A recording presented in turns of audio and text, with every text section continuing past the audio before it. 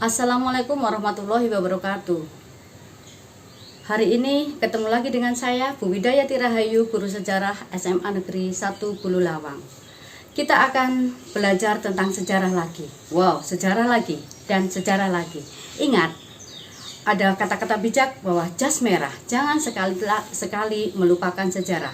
Karena dengan belajar sejarah, kita akan menjadi manusia yang berguna. Dan dengan belajar sejarah, kita akan menjadi manusia yang bijaksana.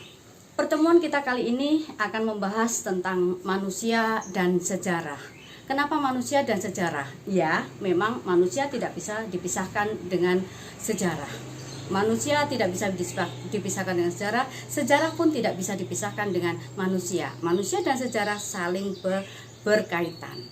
Dan bahasan kita kali ini adalah tentang pengertian sejarah, asal-usul kata sejarah, sejarah dalam pandangan para ahli, sejarah sebagai peristiwa, sejarah sebagai kisah, sejarah sebagai ilmu, dan sejarah sebagai seni. Satu lagi yang akan kita bahas pada pertemuan kita kali ini adalah tentang periodisasi dan kronologis. Baiklah, di awal pertemuan kita akan membahas apa itu pengertian sejarah. Wah, kita pasti tidak asing. Apa sih sejarah? Sejarah identik dengan masa lampau. Sejarah adalah masa lalu. Sejarah peristiwa yang lalu. Ya, tidak salah. Ya, sejarah dalam arti luas, sejarah itu adalah setiap peristiwa, setiap kejadian yang sudah terjadi. Itu arti luas sejarah. Sedangkan dalam arti sempit, sejarah merupakan suatu peristiwa manusiawi yang mempunyai akarnya dalam realisasi diri dengan kebebasan dan keputusan daya rohani. Sejarah juga biasa didefinisikan sebagai suatu studi tentang masa lampau. Sejarah merupakan studi tentang sebab dan akibat. Karena di dalam sejarah, suatu peristiwa akan menjadi bermakna jika mereka mengetahui mengapa hal itu terjadi. Satu lagi, di dalam sejarah akan menjadi bermakna apabila mengetahui apa dampak yang sudah terjadi. Itu adalah pengertian sejarah. Berikutnya tentang asal-usul kata sejarah. Banyak sih kata asal-usul tentang kata sejarah, tetapi pada pertemuan kali ini saya hanya menyontohkan 4 saja, yaitu saya mencuplik dari kata sejarah dari bahasa Arab, kemudian sejarah dari bahasa Indonesia, sejarah dari bahasa Inggris, dan sejarah dari bahasa Yunani. Yang pertama sekarang, sejarah dari bahasa Arab, yaitu sajaratun, yang berarti pohon. Membayangkan sebuah pohon berarti tidak lepas dari sebuah akar, kemudian batangnya, buahnya, daun, cabangnya, bahkan buahnya. Artinya sebuah pohon itu identik dengan perkembangan, sehingga sejarah itu adalah berkembang. Dalam artian, kalau dalam bahasa Indonesia, sejarah dalam bahasa Arab itu adalah tarik. Tarik itu dalam bahasa Indonesianya adalah waktu atau masa. Ini sejarah dari bahasa Arab. Kemudian dalam bahasa Indonesia, sejarah mengandung 3 pengertian. Yang pertama adalah tentang silsilah atau asal-usul. 2 itu adalah tentang peristiwa atau tentang kejadian. Dan yang ketiga itu adalah pengetahuan atau cerita tentang peristiwa masa lampau. Ini dalam asal-usul kata sejarah dalam bahasa Indonesia. Lalu kurang 2 ya. Kurang 2 yaitu dari bahasa Inggris. Sejarah itu dari kata history, yang berarti kumpulan peristiwa di masa lalu dan rangkaian peristiwa yang terjadi berturut-turut dari masa lalu sampai masa depan. Dan yang lebih umum, kata sejarah itu diambil dari bahasa Yunani, yaitu historia, yang berarti informasi atau pencaharian. Berikutnya sejarah dalam pandangan para tokoh. Dalam pertemuan kita kali ini, saya akan memberikan beberapa tokoh, baik tokoh dari luar maupun tokoh dari dalam. Beberapa saja, tidak semuanya, masih banyak lagi ya. Yang pertama tentang Aristoteles. Aristoteles mendefinisikan sejarah bergelut dengan yang partikuler dan aktual yang sudah terjadi. Itu Aristoteles. Kemudian yang tidak asing bagi kita orang-orang sejarah yaitu Herodotus. Sebagaimana Herodotus itu terkenal sebagai mendapat julukan sebagai bapak sejarah. Herodotus mendefinisikan sejarah sebagai sebuah kajian yang menceritakan tentang jatuh bangun atau perputaran masyarakat, tokoh, kemudian bahkan sebuah peradaban. Berikutnya tokoh Vico, ya. Sejarah adalah disiplin ilmu pertama manusia. Jadi manusia itu yang menciptakan sejarah. Sehingga Vico mendefinisikan sejarah adalah disiplin ilmu pertama manusia.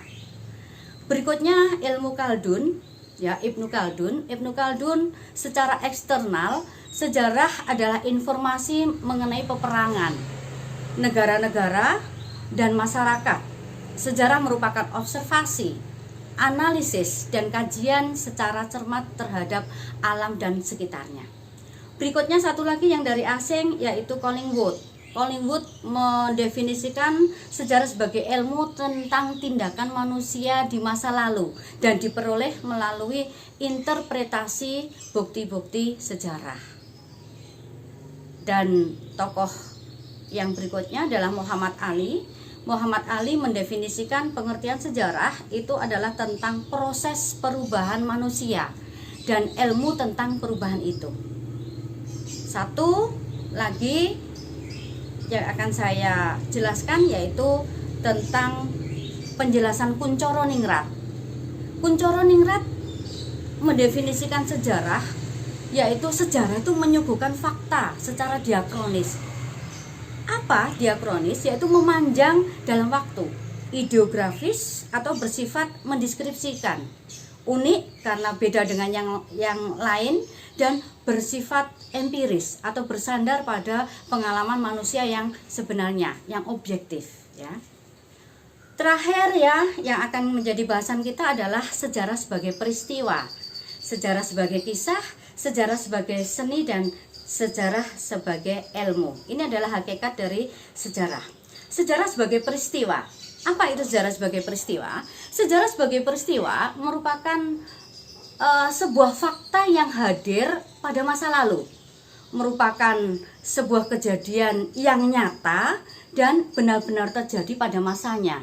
Sehingga sejarah sebagai peristiwa harus memiliki 3 ciri, yaitu penting, mempunyai nilai, kemudian unik, beda dengan yang lain, dan satu lagi ain malik, hanya satu kali terjadi, tidak pernah terjadi atau berulang sejarah yang sama pada tempat dan ruang yang sama.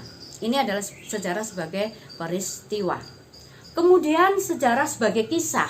Sejarah sebagai kisah itu merupakan narasi yang disusun pada ingatan dan tafsiran manusia tentang masa lampau yang memiliki kemampuan subjektif. Jadi bagaimana manusia itu merekonstruksi kembali cerita tentang perjalanan sebuah peristiwa. Ini sifatnya subjektif, tergantung si sejarawannya. Kemudian sejarah sebagai ilmu. Leopold von Ranke itu adalah tokoh yang sangat penting di balik sejarah sebagai ilmu positif. Kenapa begitu? Menurutnya sejarah sebagai ilmu positif itu benar-benar harus objektif dan mampu memberikan informasi secara utuh dan menyeluruh. Artinya bahwa sejarah sebagai ilmu harus memiliki ciri-ciri, yaitu memiliki metode, memiliki tujuan, memiliki teori. Ini yang penting, sejarah sebagai ilmu. Sejarah sebagai ilmu sama dengan sejarah sebagai peristiwa, sifatnya adalah objektif, ya. Kemudian sejarah sebagai seni. Karena sebagai seni, ya, maka sejarah membutuhkan intuisi, sejarah membutuhkan emosi, dan sejarah membutuhkan gaya bahasa penuturan si penuturnya atau sejarawannya.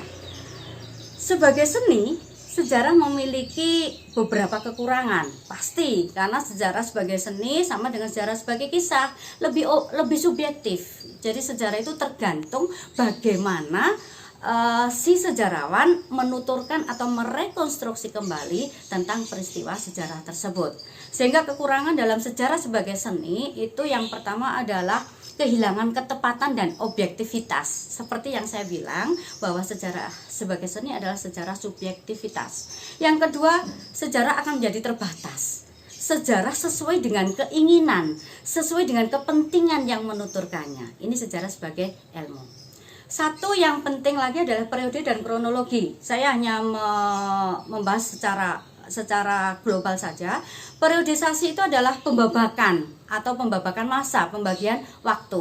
Jadi dalam proses ini sejarawan membuat generalisasi. Periodisasi itu dapat dilakukan berdasarkan aspek sosial, politik, dan lainnya.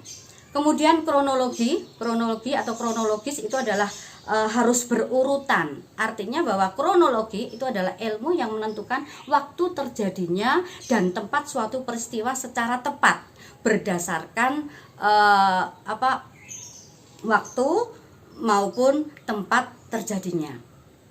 Berdasarkan waktu, berdasarkan urutan waktunya. Artinya tujuan kronologi ini dibangun adalah untuk menghindari kerancuan waktu. Dalam sejarah disebut anakronisme. Ini adalah periodisasi dan kronologi. Tentang periodisasi dan kronologi akan kita bahas lengkap di pertemuan yang akan datang. Hanya ini saja yang saya bahas. Kemudian satu pesan saya, jas merah, jangan sekali-sekali melupakan sejarah. Terima kasih pertemuan kita kali ini. Wabillahi taufiq wal hidayah. Wassalamualaikum warahmatullahi wabarakatuh.